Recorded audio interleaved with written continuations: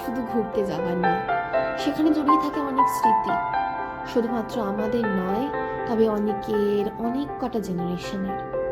সেই রাস্তাগুলো যেগুলো আমরা রোজ চাই না, তবে গেলে কোনোদিনও অচেনা মনে হয় না, শুধু কাছেই মনে হয়।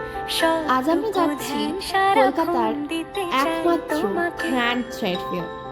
এটা তোমরা ফেয়ারও বলতে পারো, আবার অনেক দেশের কলকাতায় একসঙ্গে হওয়া, বিজনেস করা, মানুষ চেনা, বা একটা অনেক মানুষের ভিড়ে মানুষ খুঁজে পাওয়া, নতুন নতুন মানুষকে দেখা, তাদের কালচারের সাথে ইন্টারঅ্যাক্ট করা। এটা ছিল মেলার সামনে একদম সিনারিটা বা সিচুয়েশনটা।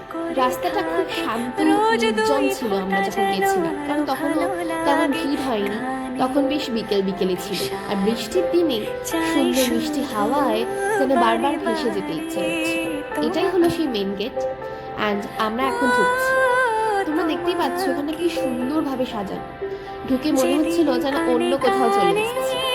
একটা হঠাৎ অনেক রিলিজিয়াস বা অনেক জায়গার মানুষের মিলনস্থান। এখানে প্রচুর স্টলস ছিল, আর প্রচুর স্টলস ভ্যারাইটিস ছিল, জিনিসের ভ্যারাইটিস ছিল, অনেক দেশ থেকে মানুষজন এসেছিল এখানে। এই যে তোমরা স্টলগুলো দেখতে পাচ্ছ, মোটামুটি 10টা স্টল ছিল, আর প্রত্যেকটা স্টলের ভেতরে প্রচুর প্রচুর স্টোর্স। সেখানে কি ছিল না, জামা কাপড়, চেয়ার টেবিল, বাইরের কাঠের জানলা সব ছিল। এবং জামা কাপড় বলতে শুধু আমাদের ওয়েস্টার্ন না, ইন্ডিয়ানও ছিল। আই মিন শাড়ি, সালোয়ার, সব ডিফারেন্ট চকলেট ছিল, এমনকি কুনাফা চকলেট ছিল সেই দুবাইয়ে। আমি চাও খেয়েছি, আমি বাবা চা প্রেমী। তারপর আমরা গেছিলাম, এটা স্টল নাম্বার 8, আমার ওদের মনে আছে। এখানে প্রচুর পুরুষের কাজের জিনিস ছিল, আরো অনেক কিছু। এটা এক্সিট গেট, আর এটা সেই চকলেটের দোকান তোমাদের যেটা বলছিলাম।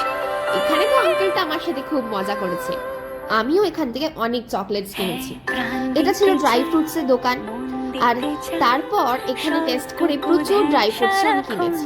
এটা ছিল একটু ঠান্ডায়, বেশ ভালো খেতে ছিল। এখানে জানো তো আইসক্রিম রোলও পাওয়া যাচ্ছিল। এটা ছিল কিছু অ্যাপ্লায়েন্স, আর এই অ্যাপ্লায়েন্সের full video coming soon in next video. এখানে আরো প্রচুর অ্যাপ্লায়েন্স ছিল যেগুলো আমি দেখেছি এবং কিছু কিছু কিনেছি, তাই সেগুলো দেখার জন্য পরের ভিডিও কিনতে কিন্তু চোখ রাখতে ভুলবেন না। এখানে এই ভেতর স্টলগুলো পুরোপুরি সেন্ট্রাল এসি ছিল। আর তারপর দিন শেষে আর বাড়ি ফেরার পথে এই কলকাতার সৌন্দর্য দেখে সত্যিই মুগ্ধ হয়েছি। তোমরাও কিন্তু ভুলো না এখানকার সৌন্দর্যগুলো মন দিয়ে দেখতে। তাই আবার বলছি, মন দিয়ে দেখো, বারবার ঘুরে যাও।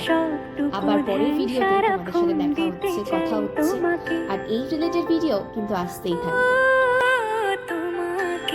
এই সৌন্দর্য দেখে সত্যি আমি মুগ্ধ, বারবার তাই এখানে ফিরে আসি।